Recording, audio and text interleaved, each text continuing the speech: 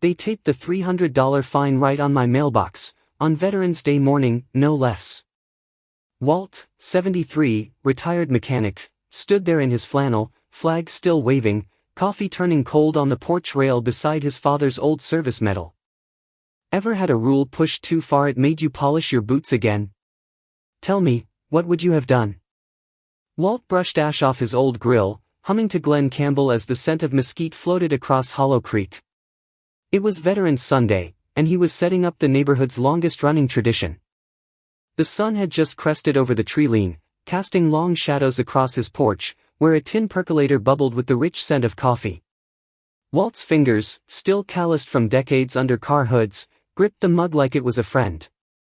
He stepped down onto the frosted grass, nodding to the American flag he just unfolded, worn, creased, sun-faded from 30 years of Novembers. He ran a thumb along one fraying edge and smiled. 30 years ago, he and May had started this cookout with just that flag and a pot of chili slow-simmered in their tiny kitchen. Now, she was gone, but the tradition, and the flag, remained. By 7:30 a.m., Walt was settled in a booth at Sam's Diner, the only place in town that still served sausage links crisped on cast iron. "You setting up already?" asked Doris, sliding him a plate and a wink. "Sure am," Walt said, tapping the brim of his trucker cap. "Weather like this, can't waste a second." Around him, the usual crowd of old-timers offered nods and murmurs. They all knew what day it was. Back home, he rolled up his sleeves and rubbed brown sugar and smoked paprika into brisket slabs thick enough to feed an army. The backyard smelled like tradition. Clay pulled up just before 9, his American Legion cap tucked under one arm and a jug of iced sweet tea in the other. "You still using that same smoker?" Clay asked, eyeing the rusted barrel with mock disdain. "Still gets the job done," Walt replied. "Like us." Together they raised the aluminum flagpole Walt had cemented into the yard back in '92. The wind caught the stars and stripes just right, and for a moment they both stood in silence, faces to the sky. It was then Karen strolled by, clipboard clutched like a shield. Her red coat matched the trim of her tidy colonial, and her heels clicked neatly along the sidewalk. "Morning, gentlemen," she said with a tight smile. "That flagpole looks taller than the HOA permits allow." Walt met her gaze with a polite nod. "Been the same height 30 years, Karen." She jotted something in her notes without replying. "Enjoy your cookout." By noon, the scent of hickory and slow-cooked meat drifted down every street in Hollow Creek. Folding chairs lined Walt's driveway, and neighbors filtered in with Tupperware and tin pans, corn pudding, baked beans, collard greens. Mrs. Eileen arrived with her famous corn muffins and a red-white-blue ribbon in her hair. Kids darted through the crowd waving sparklers, giggling as Walt's dog, Duke, chased their laughter. Someone tuned an old radio to classic country. Walt hummed along to "Rhinestone Cowboy" as he ladled out portions of brisket, the line stretching past his mailbox. A small glass jar sat on the corner of the table, labeled in Walt's careful script, "Veterans Care Fund." People dropped in singles, coins, and one quietly folded 20. Karen stayed across the street the entire time, perched on her porch with a tablet in her lap and eyes that never left Walt's yard. She didn't speak, didn't wave, just sat and watched like a librarian guarding rules only she cared to read. As dusk settled, Clay helped Walt douse the coals. The neighborhood had thinned, but the warmth lingered in shared leftovers and second helpings. Walt wiped down the grill as the flag fluttered in the twilight. Karen crossed the street without a word. She stopped at the edge of the yard, raised her phone, and snapped a photo of the flag. Then she turned and walked away. The next morning, Walt found an envelope from the HOA in his mailbox. The envelope was ivory, the font overly formal. Inside, a $300 fine for unauthorized outdoor gathering and unapproved flag structure. Walt held the paper in his left hand while his right adjusted his bifocals. Rain tapped lightly against the porch roof. His eyes narrowed on the citation again, as though reading it twice would reveal a joke in fine print. The letterhead was crisp, embossed with the HOA's oak leaf logo. Below that, the offense was spelled out in bureaucratic jargon that seemed to deliberately sidestep reason. He set the envelope down on the porch swing beside him, letting the drizzle beat across the railing as his thoughts turned back to 2 mornings ago, Karen's warning about the flagpole. At the time, it had felt like passive annoyance. Now it read like a warning shot. The air smelled of wet leaves and damp mulch. A cardinal fluttered by the neighbor's drooping feeder, its bright red feathers dulled in the mist. Walt watched it land, puff up, then twitch nervously before flying off again. Hollow Creek didn't usually feel like this, tense, damp, watched. Walt stood and slipped on his boots. The porch creaked as he descended the steps, tucking the citation into his coat pocket. He walked the short distance to Karen's house without umbrella or preamble. Her lawn was clipped and square, flower beds stripped down for winter but still trimmed like a showroom. As he reached her walkway, the door opened as if she'd been expecting him. "Walt! What a surprise!" Karen's voice was chipper, eyes twinkling beneath her careful bangs. "Would you like to come in for tea? I came to talk about this." Walt handed her the letter, careful to keep his voice even. She tilted her head sympathetically. "Ah yes, Notice 114B. It's unfortunate, I know. But you see, HOA bylaws were updated last quarter. Section 12 now specifies structural flags must be pre-approved if exceeding 6 feet. That pole's been there 30 years, Walt said. Times change, Karen replied with a smile. We're just trying to keep Hollow Creek uniform. No hard feelings, I hope. Walt didn't answer. He walked back the way he came, slower this time. The drizzle picked up, settling into the shoulders of his jacket as he climbed his porch. He dialed the number listed at the bottom of the citation, HOA office, extension 4, and listened as the phone rang 5 times before offering a voicemail menu that led to another. No one answered. By noon, Clay arrived with a brown paper sack and a frustrated squint. Guess what I got, he muttered, handing Walt a nearly identical citation. Violation 107C, unauthorized use of portable stereo equipment. For crying out loud, it was a radio. They're tightening the screws, Walt said, staring into the mist. They sat together for a while, the silence filled by a local AM station humming from Walt's kitchen window. A man's voice dramatized a 1930s courtroom scene, filled with gasps and gavels. The past echoing through old wires. That evening, just as the sky slipped from gray to black, Beverly Crenshaw knocked gently on Walt's door. She wore a rain bonnet and carried a warm casserole dish cradled in a crocheted cozy. Thought you might need something hot, she said, eyes darting left and right before stepping inside. Thank you, Walt said, motioning to the kitchen. Before she left, Beverly paused at the threshold. Her voice dropped a notch. I brought something else. From the pocket of her cardigan, she pulled a folded set of papers. The front page read, Hollow Creek HOA Guidelines, Revised 2015. She handed it over. This is outdated, Walt said, frowning. Exactly, Beverly whispered. Your poll was approved under that version. The new rules, well, let's just say not all of us voted for them. Why give me this? You didn't get it from me, she said, tapping her brooch, an owl with tiny sapphire eyes, and disappearing into the night mist. Walt stared at the packet. The older bylaws had his original approval signature and date, barely legible but there. Proof that someone had quietly changed the rules and hoped no one would notice. Just as he finished reading, headlights swept across his driveway. A familiar rumble followed, a pickup truck with a dented tailgate and a Chicago Cubs sticker faded on the rear window. Walt stepped out, not bothering with a coat. The driver door opened, and out came Tom, duffel bag slung over one shoulder. Thought you could use backup, Pops. Walt grinned without saying a word. They clasped hands, warm, solid, generations of grit passed between them. Tom's eyes landed on the envelope still tucked beneath a garden stone. He bent, picked it up, and scanned it. His jaw tightened. You let them get away with this? Walt replied quietly, not for long. Tom tapped his knuckles against the kitchen table, scanning the HOA bylaws like a military op briefing.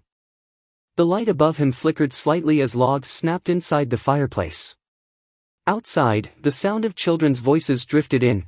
"Popcorn for our school trip," one shouted, met with a neighbor's soft chuckle. The scent of pot roast warmed the entire first floor, mingling with the faint aroma of old books and cedar from the shelf near the hall. Tom flipped to the next page, jaw tight. His military short hair bristled as his eyes scanned the amended sections. "This HOA's stricter than my last deployment," he muttered, setting the page flat and circling a clause with his index finger. "Look at this, Section 12B. No resident may install a flagpole over 6 feet without prior committee approval. No date. No signatures." Walt leaned back in his chair, sipping slowly from a glass etched with 1972, 101st Airborne Reunion. His gaze stayed fixed on Tom. "That one wasn't in the version Beverly gave me." Tom nodded. "Exactly. These changes weren't ratified. They're just added." Quietly. A soft knock came at the door. Clay stepped inside without waiting for an answer, arms full of folded newspapers and a tin of pecan bark. "Evenin'. Figured you two were stewing over the HOA mess." "Still knee-deep," Walt said, gesturing at the table strewn with bylaws, printouts, and a legal pad with Tom's meticulous handwriting. Clay leaned over, scanning the marked-up clauses. "I served 2 tours in places with fewer rules than this street." Tom smiled slightly. "We're not just reading. We're gathering." Not long after, Beverly arrived, wrapped in a thick cardigan and carrying a spiral notebook. Her brooch glinted, a subtle signal in the low lamplight. She set her purse down and slipped into a chair. Tom handed her the annotated sheet. "Did you or anyone else on the board sign off on these?" Beverly's face tightened. "No. Karen sent a PDF update 2 months ago, said it was already cleared. I asked for meeting notes. She told me to check the summary minutes, but they only covered landscaping violations." "Fraudulent," Tom said flatly. "She's enforcing and signed, unvoted rules." Walt didn't look surprised. "She always liked paper trails no one else could see." Tom leaned forward, elbows on the table. "We could file a complaint with the town board. Demand a records audit." "We could," Walt said, tapping the side of his glass. "But that puts this in their court. I'd rather show the town what kind of nonsense this HOA has become. Let them feel it." Tom raised an eyebrow. "You thinking protest?" "Performance," Walt replied. Beverly blinked. "Meaning?" "We obey every rule she's written, exactly. No more, no less," Walt said. "We follow it so tightly that it breaks under its own weight." Clay slapped the table. "I like it. Make her watch her rules trip over themselves." Tom's lips twitched into a grin. "So we create an event that exposes how absurd the new bylaws are?" "More than expose," Walt said. "We celebrate them. Loudly. Ironically." They brainstormed, mapping out ideas on Tom's notepad. Beverly listed bylaws that had been inconsistently enforced, restrictions on banner colors, noise decibels, even chair heights for front yards. Clay made a call to his contact at the American Legion, leaning against the hallway with his phone to his ear, nodding slowly. "They're in," Clay announced as he returned. "Said they'd love to help, so long as it's respectful." Walt looked pleased. "Always." Tom tapped a pen against the notepad. "There's one clause I keep coming back to. Events must be within HOA boundaries to fall under their regulation." "And?" Walt asked. Tom flipped through the back pages. "According to the town plat, the community entrance and the strip of road right outside the gate are public property." Walt sat up. "So? So the HOA can't stop what happens out there. They only have jurisdiction once you're past the signage." Walt's eyes lit up slowly, like a stovetop coil warming to red. Tom leaned back, letting the thought hang in the warm air. Then, with a grin that reminded Walt more of his son than his grandson, he said, "Ever seen a silent military procession roll through a gated community?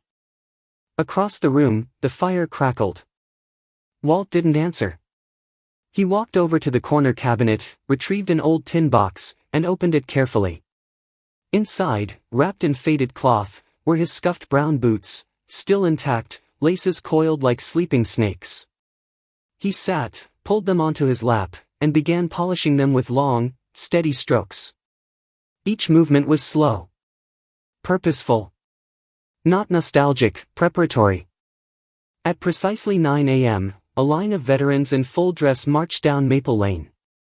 No music. No banners. Just silence and flags. The morning air was crisp and dry, sunlight glinting off brass buttons and metal pins. Maple leaves clung to the gutters of old fences as the line moved forward, measured, solemn, steady. Walt led them, his olive drab coat snug across his shoulders, a folded beret tucked under his arm. Behind him, Clay and 6 others stepped in perfect time. Each man held a flagpole with quiet dignity. Tom stood at the edge of the intersection, hands clasped behind his back, watching traffic with sharp eyes. He wore a neon vest borrowed from the town's public works department and a walkie-talkie clipped to his belt. A clipboard swung lightly from one hand. If anyone asked for permits, he had them. Walt had insisted on that part, everything legal, clean, and utterly by the book. Wreaths of amber and crimson leaves framed doorways along the street. Children stood beside their parents holding small paper flowers. An elderly woman pressed her hand over her heart. Beverly sat on a folding chair near the corner, her owl-shaped brooch catching the light each time she nodded. Her lips never parted, but she didn't miss a step of the procession. Karen stood stiffly on her porch in a red suit jacket, phone raised like a badge. She was already dialing before the 4th flag passed her driveway. Her mouth moved quickly, clearly, she wasn't just filming.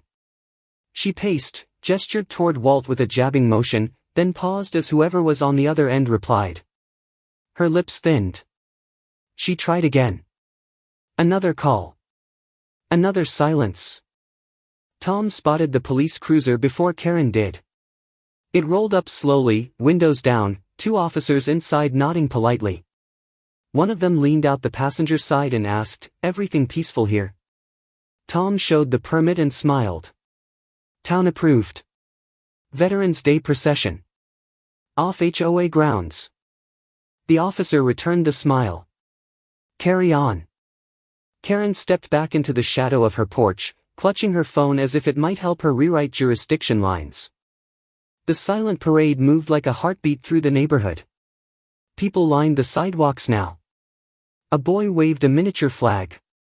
A girl reached up and placed a flower in Clay's free hand as he passed.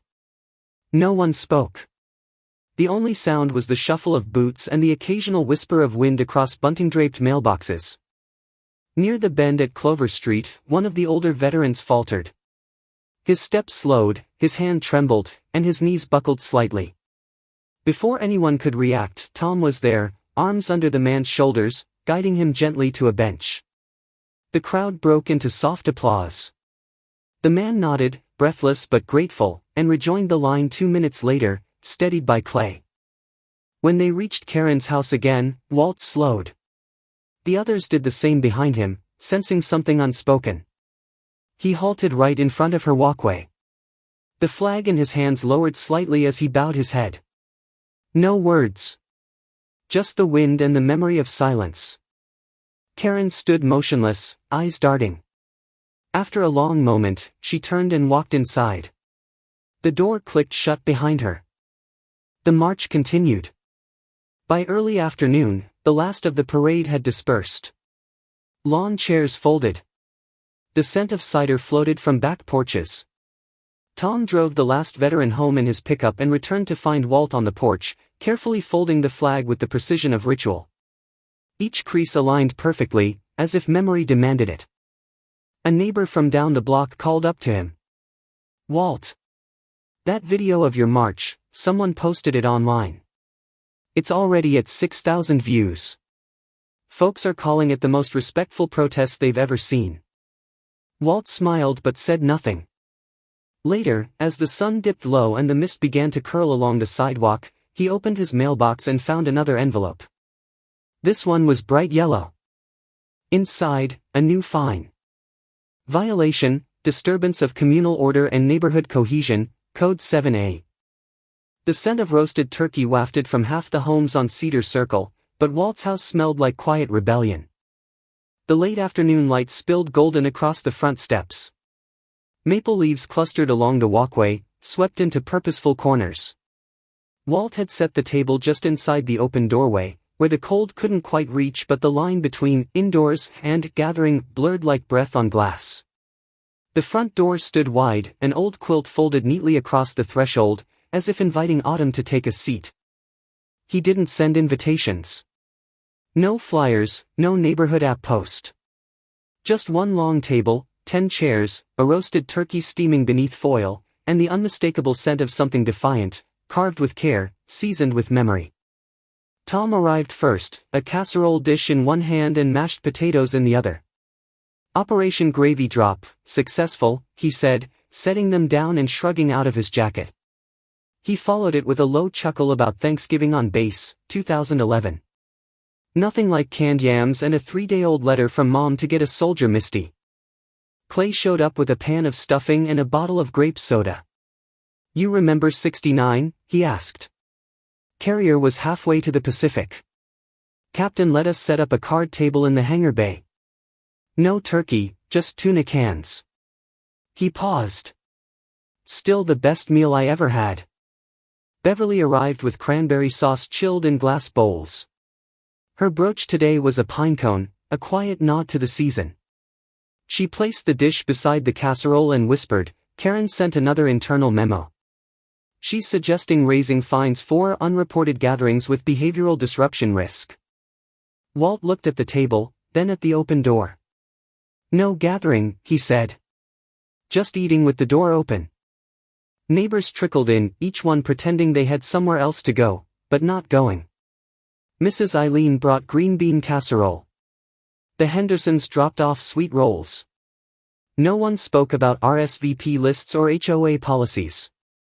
But every dish was placed near the front edge of the table, and a few subtle nods circled the room before anyone sat down.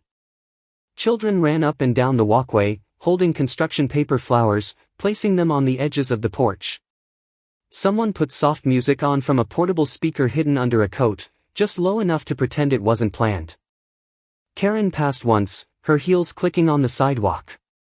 Her face tightened at the sight of the table, chairs, laughter.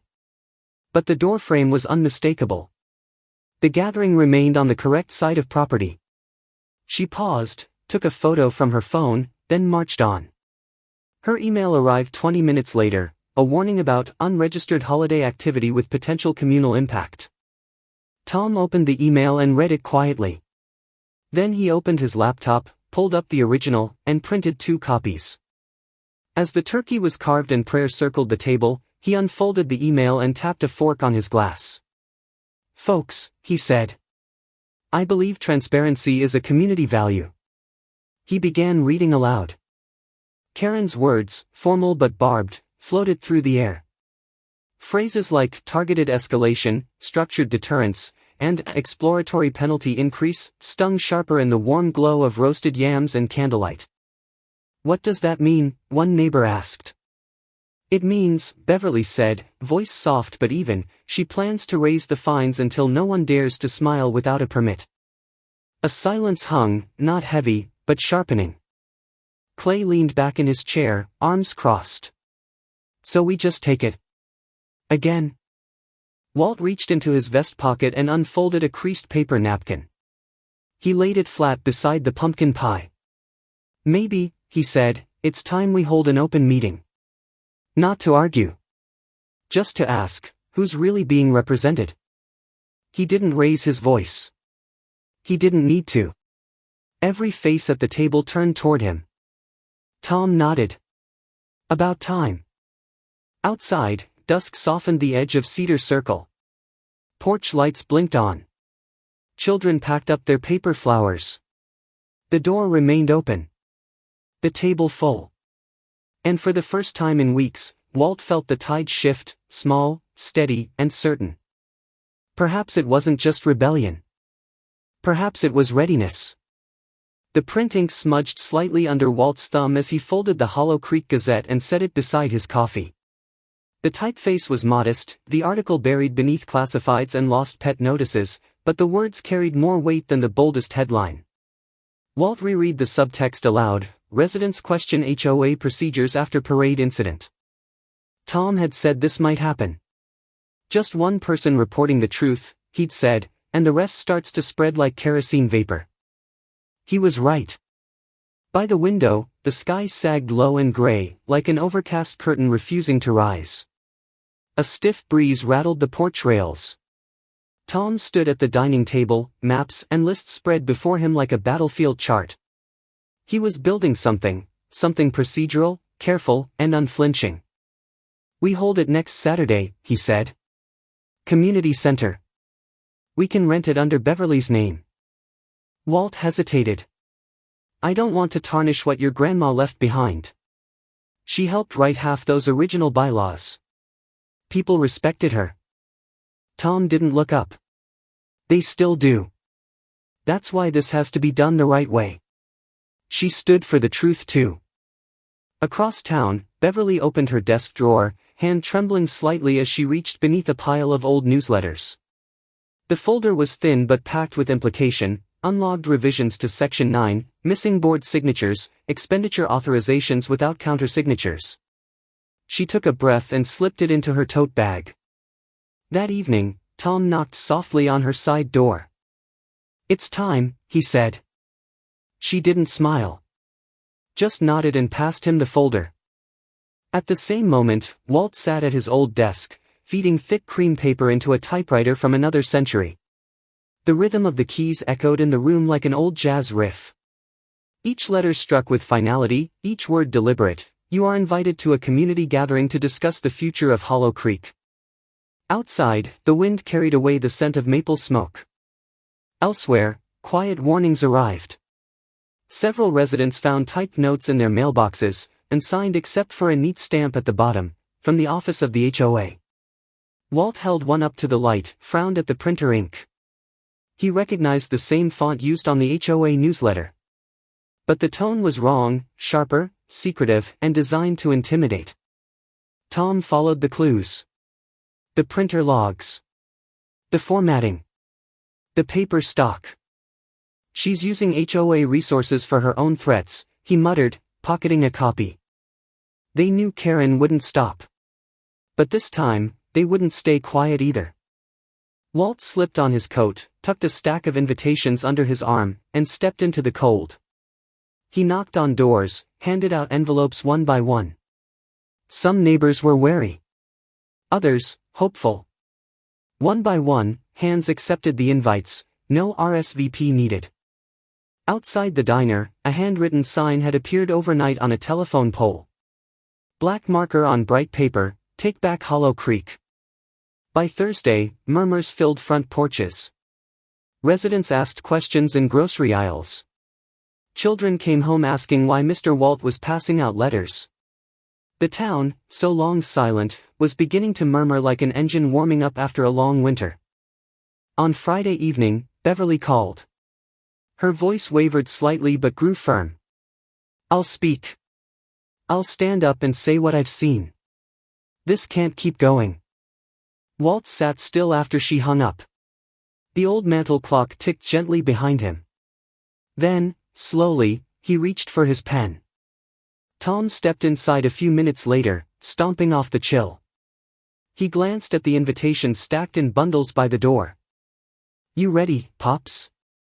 Walt placed the pen down beside the last envelope, his eyes drifting toward the front window where the trees stood dark and bare. The folding chairs creaked as neighbors filed into the Hollow Creek Community Center, some curious, some angry, all silent. The air smelled like burnt coffee and old linoleum. Fluorescent bulbs buzzed above, casting a pale haze over the room. Rows of chairs stretched across the floor like quiet dominoes, filled one by familiar faces: Mr. Lenny from the hardware store, the Martinez couple with their twin boys, even shy Mrs. Farrell from Lot 12. Walt took a seat near the back. He wore his best flannel and a coat one size too big. His cane rested quietly against his leg. He said nothing. Just watched. Tom sat beside him with a worn leather folder. Inside were emails, printed receipts, photos, timestamps, each item catalogued like evidence in a courtroom. Beverly sat on the other side, paper stack in her lap, face unreadable. She looked smaller under the fluorescent glow, but something in her shoulders was steel. Karen stood at the front, polished as ever. Her blazer was tailored, her clipboard clutched like a shield. "This HOA has always been about order," she began, voice smooth with practiced dignity. "We protect standards. We preserve property value. That's why we have rules, and those rules matter." A few heads nodded. Beverly rose. "Section 3C of the HOA Charter," she said, voice steady, "permits any resident in good standing to request the floor." Karen froze. Her fingers tensed slightly over her clipboard, but she nodded. "Granted," she said, lips tight. Beverly stepped forward, the room rustling around her. She pulled out the first sheet. "This is a receipt from the HOA printer, dated November 9, 35 individual citations printed. These were never approved by vote." She turned the page. "This is an expenditure record. Karen approved a $680 mailing bill, again, without board sign-off. The fines, the notices, the threats, none of them followed protocol." Tom rose beside her, walking slowly to the front table. He laid out a series of pages, screenshots of emails, side-by-side bylaw versions with mismatched clauses. "She altered language," he said. "Sections 12, 9b, 5a, all changed in the past year. None filed with the county.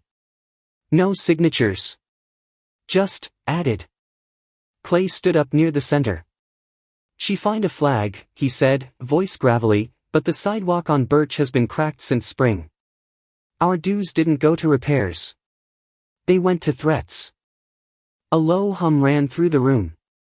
Someone whispered, "It's true." A few clapped, nervous at first, then louder. Karen held her ground. "These are misinterpretations," she said. "Administrative missteps, if any, were for efficiency." Beverly raised her voice, not in volume, but in clarity.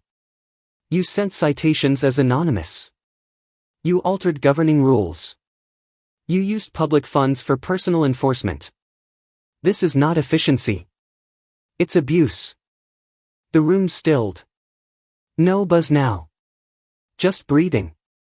"I move," Beverly continued, "that the community vote to remove Karen Millwright from her role as president of the Hollow Creek HOA." A pause. Then Clay's hand went up. Then Mrs. Farrell. Then the Martinez twins' mom. And more. One by one, hands raised, some quick, some slow. But they rose. Karen stared. Her clipboard slowly lowered. Her hands shook, just slightly. When the last hand lifted, Beverly turned toward the front. Motion carried. Silence. Then soft murmurs. Chairs shifting. Karen gathered her papers, stuffing them quickly into a manila folder. Her heels echoed sharply against the tile as she stepped down from the stage. She didn't look at Beverly. Or Tom. Or Clay. But when she passed Walt, she stopped. "This isn't over," she said, eyes narrow. "You'll miss me when order's gone." Then she turned and walked out the door. The camera someone had brought, an old camcorder on a cheap tripod, kept rolling. Walt remained seated, still quiet. But his eyes were open, sharp, and clear. The night wasn't over yet. And he still hadn't said a word. Smoke from Walt's barbecue drifted lazily into the afternoon sun, mixing with the flutter of red, white, and blue above. The grill hissed gently as sausages browned on the cast-iron grate. Maple leaves skated across the front lawn in lazy spirals, crunching beneath folding chairs and boots. Walt stood on his porch in a red flannel shirt, sleeves rolled to his elbows. His cheeks were wind-kissed pink. His smile easy. This time, no warning envelopes. No citations. Just a yard full of voices and the rhythmic creak of laughter. Same porch. Same flag. Same grill. But everything had changed. Tom leaned against a table stacked with macaroni and cheese, cornbread muffins, and apple pie still steaming in tin trays. A circle of kids sat at his feet, wide-eyed as he told a story about sandstorms in Kandahar and the one time a wild goat wandered into their barracks. Beverly stood by the garden gate, clipboard in hand, this time, not a weapon but a welcome. "Folks," she said warmly, "we've reviewed the bylaws. From now on, no penalty will be issued without a majority vote from residents." Cheers rang out. Someone clapped a little too loud, knocking over a pitcher of sweet tea. A gray-haired man leaned in close to Walt as he adjusted the smoker's lid. "Feels like Hollow Creek again," he said, patting Walt's back gently. Walt nodded but said nothing. He moved like a man who'd just finished mending something important. Quiet. Deliberate. Clay walked up slowly, holding a folded flag in crisp triangle form. "This is from the Legion," he said, placing it in Walt's hands. "For holding the line when it counted." Walt took it with reverence, fingers lingering on the tightly folded cloth. "She's beautiful," he murmured. The barbecue reached its peak around 2 p.m. Root beer bottles clinked, kids ran between tables, and the old cassette player on Walt's porch crackled out a dusty rendition of America the Beautiful. Tom raised his bottle. "Here's to small towns," he said, grinning wide. And standing tall. Laughter and glass followed. Not raucous, just real. Then, slowly, like a scene from an old film, Walt stood. He tucked the folded flag under one arm and reached for the new one, bright, crisp, and just recently delivered. With Tom's help, he secured it to the aluminum pole. A breeze caught it instantly, unfurling stars and stripes into the cool blue sky. Applause rippled across the yard. Clay saluted. Kids stuck tiny paper flags into the picket fence. Even Beverly blinked back something close to tears. Walt stood tall, despite the ache in his knee. He turned toward Tom. "Think they'll remember this?" he asked, voice steady. Tom smiled. "Only if we keep telling it." Walt looked across the yard, at faces weathered and young, at casseroles and country music, at cracked sidewalks and dreams held together by zip ties and stubbornness. He stepped off the porch and made his way to the old bench near the fence. Lowered himself slowly, cane beside him, flag in his lap. The sun angled westward, casting amber over the town. He watched the flag flap high above. And then, as if to the wind alone, he said, "We held the porch." The scent of wood smoke lingered long after the flags came down and the folding chairs were stored away. Neighbors still talked about that quiet fall when one porch, one man, and a few good friends reminded a whole town what fairness looks like. When rules are used to protect, communities flourish, but when they're wielded as weapons, they must be challenged. Perhaps it's never too late to pull up a chair, raise a question, and light a fire for something worth keeping warm. Like a front porch light left on through the darkest night, one act of courage can show everyone the way home.